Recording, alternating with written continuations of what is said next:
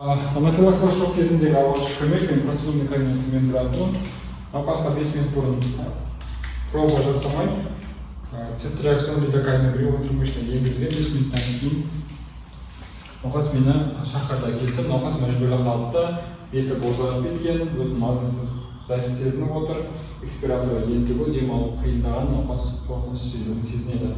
Мен сразу келіп, науқастың бірінші кезекте әрекеті қан қысымын өлшедім. Қан қысымы түсіп кеткен, сатурациясын өлшедім. Оксиметрдің сатурация өте төмендеген, және пульс өте қатты жиілеген. Мен сразу анафилаксиялық шок диагнозын қойдым. Дәрігерге хабарлаймын. Бұл туралы және анафилаксиялық шокқа қарсы укладка алып келуін сұраймын. Оған дейін укладка келгенге дейін дәріге дейінгі алғашқы көмекті көрсете беремін. Науқасқа қатты биіктікке жатқызамын. Басын төмен түсіремін.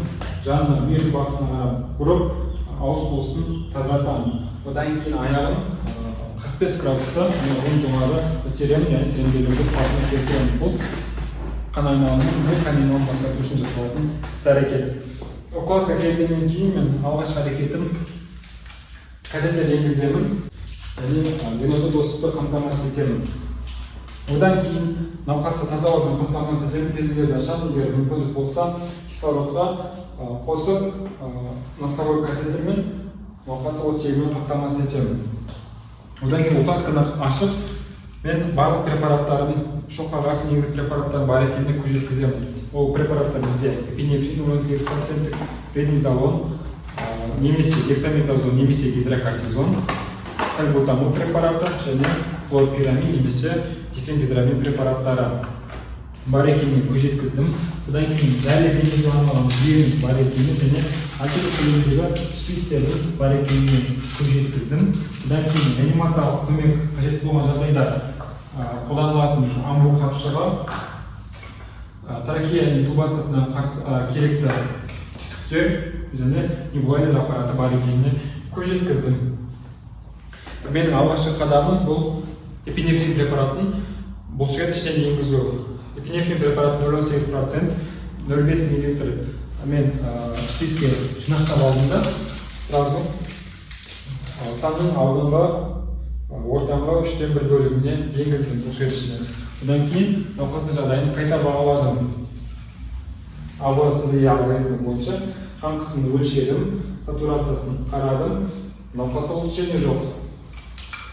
Одан кейін мен осы әрекетімді қайтадан қайталаймын. Яғни эпинефрин препаратын 0,5 мл шприцке жинақтап алып, бұлшықет ішіне қайта енгіздім. Және мониторинг жүргіздім. Әсері болмады. Енді үшінші рет мен эпинефринді 500 мл физрастворға араластырып, орнатқан катетерім бойынша внутрivенно капельно енгіземін. Одан кейін жасайтын іс-әрекет бұл инфузиялық терапия. Науқаста гипотензия жағдай болғандықтан 2 литрге дейінгі физрастворды мен науқасқа енгізуім керек, қан айналымдағы қан көлемін қалпына келтіру үшін. Егер норма тензия жағдай болатын болса, 1 литр енгізген жеткілікті. Үшінші кезек бізде гормоналды препараттарды енгізу.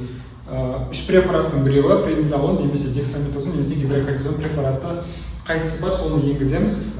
Ішінде құпталатын преднизолон препараты.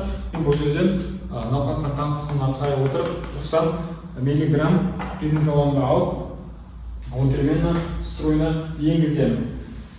Жинақтап алғаннан кейін. Одан кейін келесі препарат бұл сальбутамол препараты. Бұл 2,5 мг, 2,5 мл сальбутамол препаратын мен 2,5 мл физраствормен араластырып, оны небулайзер аппаратының көмегімен ингаляция жасаймын. Солай бронхоспазмға қарсы әсер көрсету үшін. Одан кейін науқастың қан қысымы реттелгеннен кейін мен флуорпирамин немесе дифенгидрамин препараттарының біреуін алып,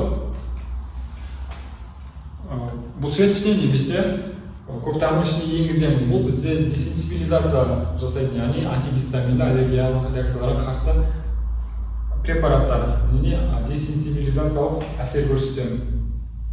Егер де науқастың жағдайы одан әрі қарай нашарлап кететін болса, мен реанимациялық көмек көрсетуім қажет. Бұл жерде мен трахеяның интубациясын жасаймын, амбу қапшығымен жасанды дем беріп, науқас есінен танып, жүрек пульсы жоғалатын болса, тікелей массаж жасап, мен науқаста реанимациялық бөлімшеге қарай тасымалдаймын. Осымен бізде бітті. Так, экзаменге келген кезде маска ұмытпаңыздар, печатка ұмытпаңыздар. Сразу печатканы киіп келсеңіздер болады. Себебі процедурный кабинетте жұмыс жасаған кезде науқасқа бармай тұрып сіздің ережеңіз бойынша қолыңызды обязательно антисептикпен өңдеуіңіз керек. Және сіз науқастарға препарат салып жүретін, енді сізде желательно бәрібір перчатка болады. Сосын сразу науқаға кірген кезде перчаткамен кіре берсеңіздер болады. Осы, егер сұрақтарыңыз болса, кейін қоя жүресіздер сабақ кезінде.